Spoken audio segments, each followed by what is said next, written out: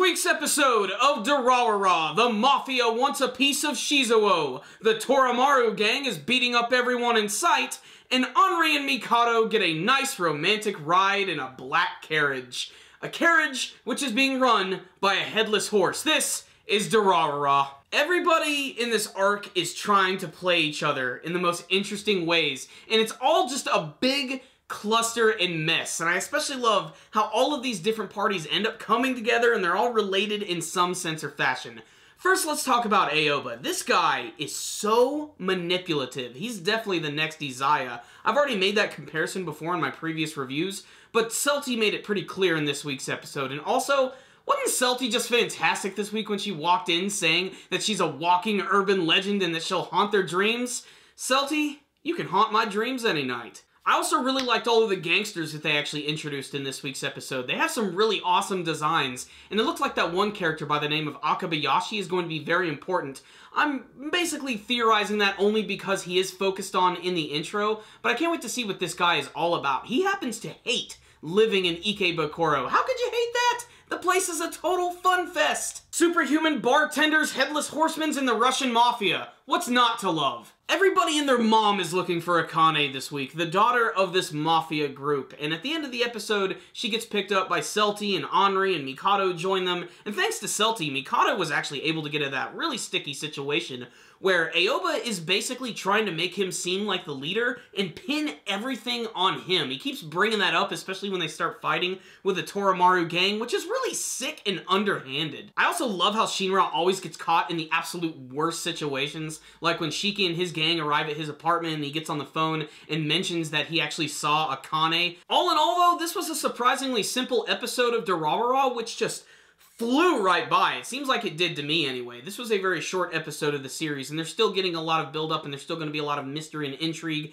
and they're building up this big, massive gang war. Who knows where that is headed? So what's the rundown? On this week's episode of Durarara, just another good episode of the series doing what it does best, and that's being a unique anime series with its own flavor and flair. Durarara is a great show because how they can constantly introduce new characters, combine them with old characters, and it seems seamless. And I've already compared the style of Durarara to like Tarantino movies, how they're constantly going around at different times and showing you things, and I think this is a series that can pull that off really well. I also really love the scene this week where Shizuo is being accosted by all of the gang members, and then he suddenly turns into freaking Spider-Man and makes a quick escape. These guys do not know who they're messing with. I especially love when Akabayashi was trying to explain like all about Shizuo's strength to the actual leader of the gang, and he just couldn't believe it all, just the fact that he's picking up vending machines and hurling cars. This is pretty normal stuff for Shizuo. But aside from that, my favorite thing about this week's episode is just how cleverly Aoba is actually playing Mikado and how he's sort of tricking everybody into thinking that he's actually the leader of the blue square and how he's going to end up pinning everything on him. I think that's really clever and underhanded, and it kind of makes him a really great antagonist. And I don't think he's on Izaya level quite yet, because whenever Izaya's on screen, he just sort of captures your attention immediately. That guy is just pulling all of the damn strings. Otherwise, I did like this episode. I especially love that that one member of the gang, Shiki, actually noticed that Shizuo was probably in this room where all these guys were killed, but he certainly didn't do this.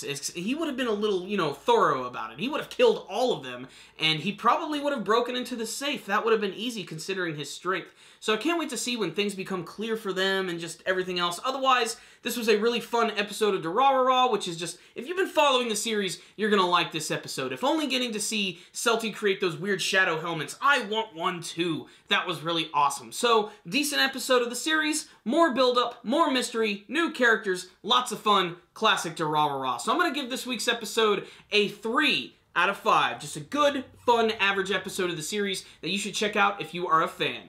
Thank you guys for watching my review. If you liked this video, please give it a thumbs up. And before you guys leave, please tell me what you thought about this week's episode of Durarara in the comment section below. Did you guys have a favorite scene from this week's episode? What do you want to see from the rest of the second season of Durarara? Make sure to subscribe to our channel if you haven't already, and also follow us on Facebook and on Twitter. You guys should also check out our brand new podcast show, The Powerful Nerdcast. I'll put a link for that in the description box below. Thank you guys for watching. Super Kami Guru 9000. Out.